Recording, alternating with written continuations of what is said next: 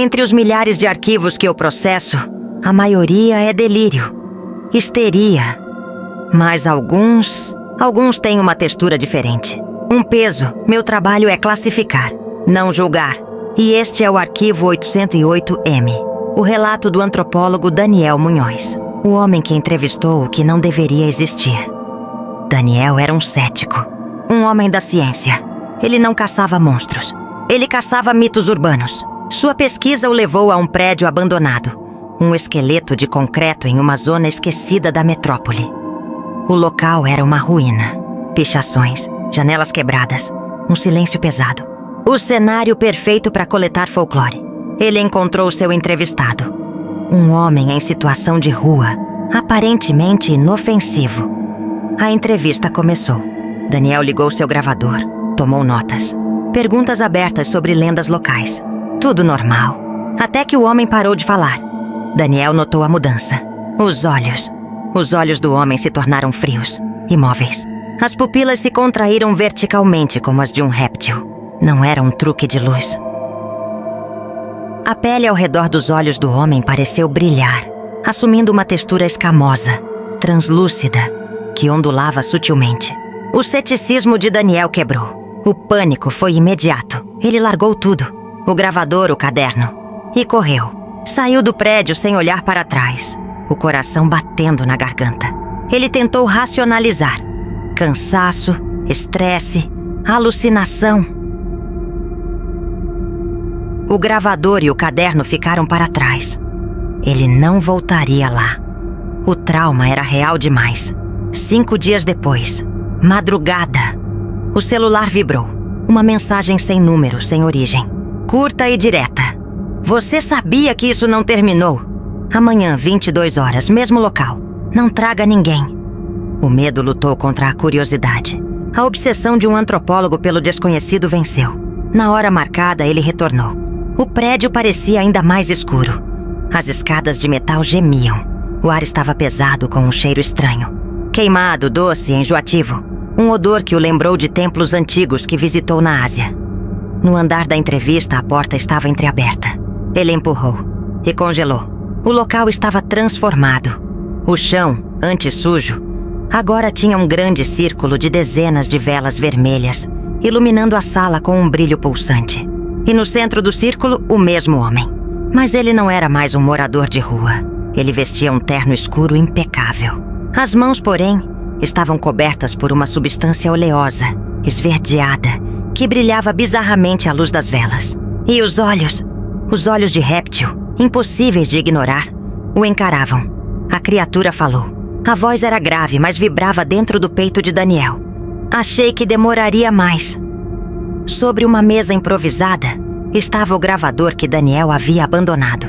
Daniel, tremendo, perguntou o que ele queria. Terminar nossa conversa. A criatura se inclinou e a pele sob o terno ondulou, como se fosse líquida. Daniel pegou o gravador. Apertou gravar. A primeira pergunta. De onde você vem? A resposta foi absurda. De um sistema que vocês chamam de Borda Galáctica, perto do aglomerado de Coma. O nome real não importa. Chamem de Ismarek, a criatura explicou. Sua espécie surgiu em um mundo físico, sólido. Um mundo que colapsou. Exaustão de recursos, guerras internas e finalmente um conflito devastador com outras espécies. O maior conflito, disse ele, foi contra os Greys. As figuras clássicas do folclore OVNI. Olhos grandes, corpos magros. Eles estavam escondidos em uma lua do sistema de Ismarek, violando tratados antigos. A descoberta deles desencadeou uma guerra. Outras raças entraram. Arcturianos, Anunnakis. A região se tornou um campo de batalha silencioso, focado em sabotagem e espionagem. A única saída para essa espécie dele foi a dispersão estratégica. Fugiram em pequenos grupos, evitando sistemas monitorados, escondendo-se em mundos primitivos. Como a Terra. Esconder-se, disse a criatura. É um instinto sábio, porque lá fora existe algo muito pior. Ao dizer isso, Daniel notou um tremor na voz reptiliana. Medo. Daniel arriscou. Do que vocês têm medo? O tom mudou. O ser olhou diretamente para ele e o ambiente ficou mais frio. Ele falou de regiões do universo onde a realidade desaparece. Zonas de aniquilação. Locais que não emitem luz, não absorvem matéria. Vazios absolutos, onde não há som nem tempo. Chamamos de zonas de aniquilação, disse. Nada sobrevive. Nada volta. Ele explicou que exploradores da sua espécie tentaram investigar. Nenhum retornou. Equipamentos evaporaram. Existem entidades ali. O ser continuou. Não seres vivos.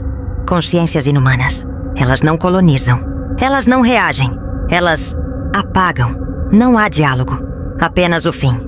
O trauma. Daniel sentiu o tremor no corpo da criatura. Pela primeira vez, ele entendeu. Aquele ser tão superior carregava uma cicatriz ancestral. O prédio abandonado parecia uma tumba. As velas tremiam. Daniel sabia que sua busca por mitos havia cruzado uma fronteira real. Ele segurava o gravador como uma âncora. A respiração ecoava. Com a voz hesitante, ele perguntou: essas zonas, elas já chegaram perto da Terra? A resposta foi imediata e fria. Não, mas elas se movem. Lentamente, silenciosamente. E se algum dia se aproximarem, vocês não perceberão. A ideia de um perigo absoluto sem aviso o paralisou. Ele tentou recuperar o controle. Vocês tentaram impedir essa expansão? O reptiliano silenciou por um momento. Não há como impedir o que não se compreende. Não temos tecnologia para interagir com o que não responde.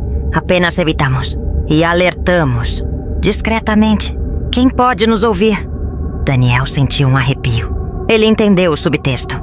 Ao estar ali, ouvindo aquilo, ele agora era um dos avisados. A informação era, em si, uma contaminação. Ele mudou de assunto, voltando ao seu campo. E vocês? Sua origem biológica? Como vocês surgiram? O ser pareceu considerar a pergunta. Nosso mundo tinha 2 sóis. Um de luz fraca, constante. O outro, imprevisível e violento. A vida foi forçada a se evoluir no subterrâneo, fugindo da radiação. Por milhões de anos nos adaptamos à umidade, à pressão, ao magnetismo. Tornamo-nos anfíbios. Só emergimos à superfície muito depois, já como seres conscientes. Nossa evolução não foi linear. Foi marcada por rupturas, grupos distintos. Muitos morreram. Os que sobreviveram aprenderam a manipular o campo magnético do planeta. Era nossa primeira forma de comunicação. Isso foi antes da linguagem articulada. Éramos uma civilização moldada pela vibração. Quando nos tornamos bípedes, já dominávamos a matéria de forma rudimentar, sem ferramentas, apenas com a força do pensamento coletivo. Daniel, o antropólogo, estava fascinado. Ele perguntou sobre envelhecimento. Vocês morrem como nós? O reptiliano respondeu: não, nossos corpos se adaptam. Se o ambiente é estável, vivemos 1000 anos. Se é hostil, morremos em décadas. Mas não por desgaste como vocês. Morremos por saturação. Somos receptores. Quando o organismo acumula estímulos demais e não consegue mais processá-los, o canal se sobrecarrega. Ele colapsa. Simples assim. Sobre reprodução, a criatura foi ainda mais direta. Não temos famílias. Códigos genéticos compatíveis são combinados por tecnologia. Os recém-nascidos são entregues a estruturas especializadas. Memórias e funções são implantadas. Não há afeto. Não há apego. Apenas instrução. Sentimentos para nós são ruídos. A função prevalece.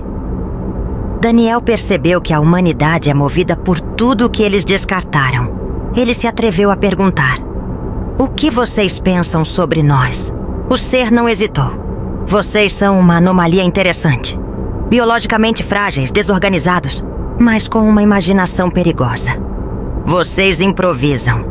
Tomam decisões monumentais com base em emoções mínimas.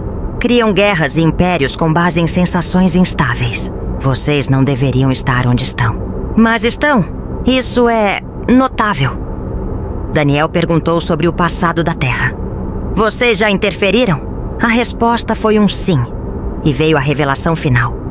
O incidente de Tunguska, em 1908, não foi um meteoro. Era uma cápsula biomecânica. Uma semente enviada por uma raça rival. Carregava organismos para terraformar o planeta. Se tocasse o solo, seria irreversível. Nós a destruímos no ar. Daniel, absorvendo o choque, fez a última pergunta. Nós vamos nos extinguir? O reptiliano o encarou fixamente. Sim, eu tenho a data exata. Mas ele se recusou a revelar. Se você souber, perderá a paz. O conhecimento da data pode torná-la inevitável.